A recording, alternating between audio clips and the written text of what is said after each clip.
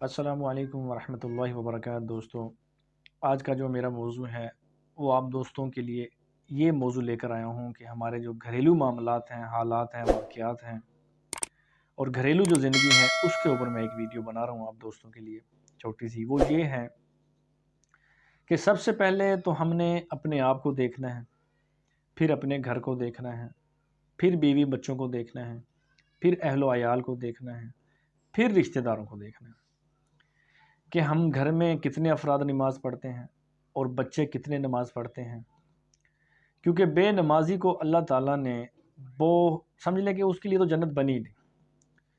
نماز جو ہے یہ دین کا ستون ہے۔ میں اس پہ موضوع پہ ایک پہلے بھی ویڈیو بیان کر چکا ہوں ایک ویڈیو میں، یہ دوسری ویڈیو آپ دوستوں کے لیے بنا رہا ہوں گھر کے معاملات کے لحاظ سے، کہ ہمارے گھر میں عورتیں کتنی نماز پڑھتی ہیں، بچے کتنے نماز پڑھتے ہیں، بزرگ کتنے نماز پڑھتے ہیں، کیونکہ ہم لوگ نماز اگر چھوڑ دیں گے تو سمجھو کہ ہماری دنیا ختم ہو چکی ہے۔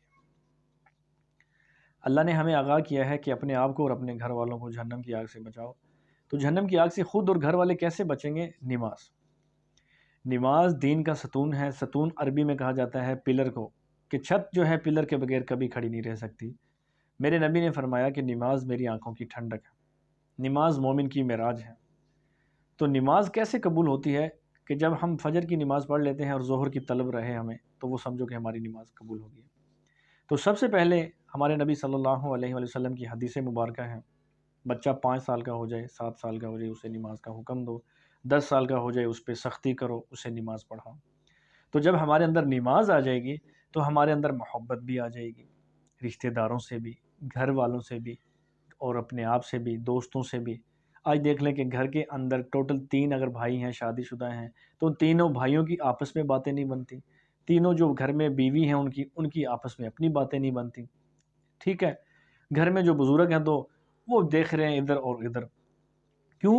کیونکہ جب میرے نبی صلی اللہ علیہ وسلم کی ایک اور حدیث میں یاد آ گئی، میں آپ سے بیان کرتا ہوں کہ جس گھر کی حاکم عورت ہو اس گھر کی نسلیں برباد ہو جاتی ہیں۔ تو ہمیشہ مردوں کو یہ فیصلے کرنے چاہیے، مردوں کو سوچنا چاہیے کہ ہم کس کے امتی ہیں، کون ہیں ہم، ہمارے نبی نے ہمیں کیا زندگی دی ہے۔ تو سب سے پہلے تو میرے بھائیو یہ دیکھیں ہمارے حالات گھر کے، کہ گھر میں 3 بھائی ہیں، ان کی آپس میں ایک بات نہیں ہے، وہ اپنی نفرت کے نفس و نفسی کے عالم میں ہیں۔ ان تینوں کی جو بیویاں ہیں وہ اپنی نفس و نفسی کے عالم میں ہیں، ایک دوسرے کے پیچھے جنگ لگی ہوئی ہے۔ وہ فلاں چیز لے کے آیا بچے کے لیے تو میں نے بھی لے کے آنی ہے، وہ فلاں چیز اپنی بیوی کو لے کے دے رہے تو میں نے بھی لے کے دینی ہے، لیکن یہ نہیں دیکھ رہے کہ اس کی انکم کیا ہے، تمہاری انکم کیا ہے، وہ کس طریقے سے لے کر آ رہا ہے، وہ کس طریقے سے لے کر آ رہا ہے۔ ان چیزوں میں لگے ہوئے ہیں۔ آج دیکھ لیں کہ ہمارے گھروں کے حالات کیوں خراب ہیں، کیونکہ ہم نے نفرت کے بیج گھروں میں بو دیے ہیں، لگ گئے ہیں جہیز جیسی لعنت کے پیچھے۔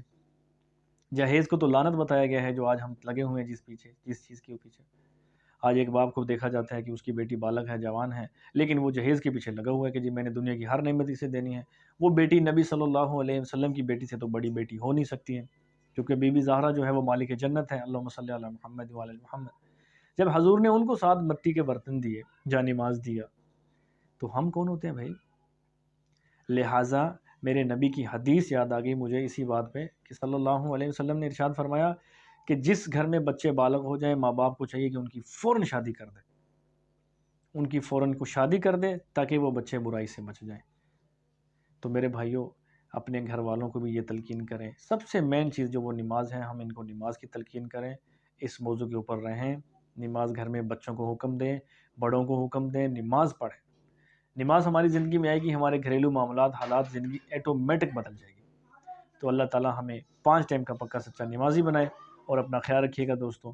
انشاءاللہ ملیں گے اگلی ویڈیو میں۔ اللہ ہم سب کو نماز پڑھنے کی توفیق عطا فرمائے، اور اللہ ہمیں اور ہمارے گھر والوں کو، اہل و عیال کو، سب کو نماز پڑھنے کی توفیق عطا فرمائے۔ اگلی ویڈیو میں ملیں گے انشاءاللہ۔ جزاک اللہ۔